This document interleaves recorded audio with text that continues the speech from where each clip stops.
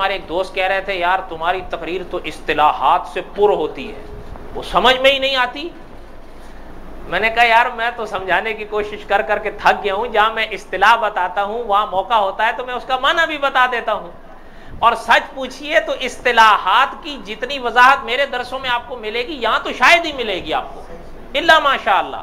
आप तजर्बा कर लें इस्तिलाहात किसे कहते हैं। एक दफा दर्स के दौरान मैंने आधा घंटा तो सिर्फ यह समझाया था कि इस्तिलाहात कहते किसको हैं। अब हम तो बता रहे हैं, कोई याद न रखे तो क्या करें। और सच पूछिए हमारे लोग आसान तकरीरों के आदी बनकर अपना बेड़ा कर कर बैठे हैं। या वो सुरीली तकरीर सुनते हैं या आसान तकरीर सुनते हैं, उनको कोई गर्ज इल्मी तकरीर से नहीं है। और इसी का नुकसान है कि आज आप किसी मुसलमान से खाली पूछिए, आप, मैं हर एक की बात नहीं करता, किसी मुसलमान से आप पूछिए, अक्सरियत का यही हाल है। आप उनसे पूछिए कि ईमान की तारीफ क्या है, आपको जवाब दे दे मेरा नाम आके बदल देना। वो तफसीलात बताता फिरेगा, आप उसको कहो नहीं तारीफ बताओ कि ईमान के लफ्ज की तारीफ क्या है। हालांकि इंसान की निजात तो ईमान पर ही ठहरी है। जब वो निजात को भी, अच्छा आप इससे थोड़ा सा आगे बढ़े, ला इलाहा इल्लल्लाह मुहम्मदुर रसूलुल्लाह, इस एक कलमे के अंदर उलमा ने फरमाया 4 फर्ज हैं। जिस तरह वुजू के 4 फर्ज हैं, इसी तरह उलमा फरमाते हैं कम अज कम इस पहले कलमे के 4 फर्ज हैं। ज्यादा की भी बहस उलमा ने की है, लेकिन कम अज कम कितने हैं, इससे नीचे कोई आलिम नहीं आया। आप उनसे पूछ लेंगे कि 4 मैं बता दिया हूं, है क्या क्या तुम बता दो। क्यों?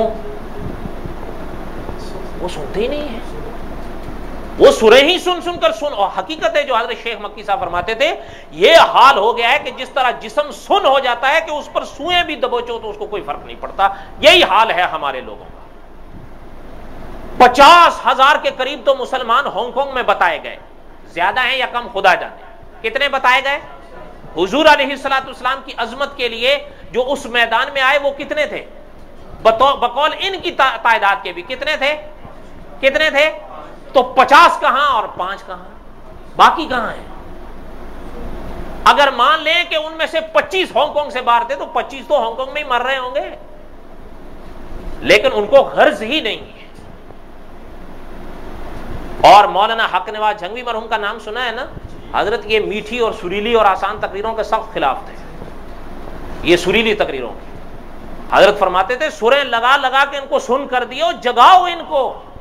और हजरत यही फरमाया करते थे कि अफसोस इसी बात का है कि मैं कब्रिस्तान में बोलता हूं, लोग चादर तान के सो रहे हैं।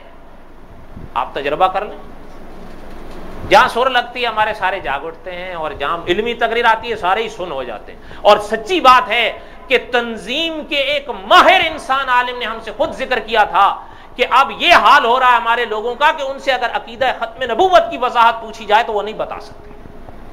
क्यों? वो सीखेंगे तो बताएंगे ना। मौलाना नूरुल हसन बुखारी रहमतुल्लाह ने लिखा कि मां के पेट से कोई सीख कर नहीं आएगा, इसी दुनिया में सीखना पड़ेगा बाबू। वो सीखोगे तो आएगा। और अल्लाह की शान है, जो इंसान सीखता है अल्लाह मियां उसको देते हैं जो आप चाहो। इन्नमल अमालु बिन्नियात।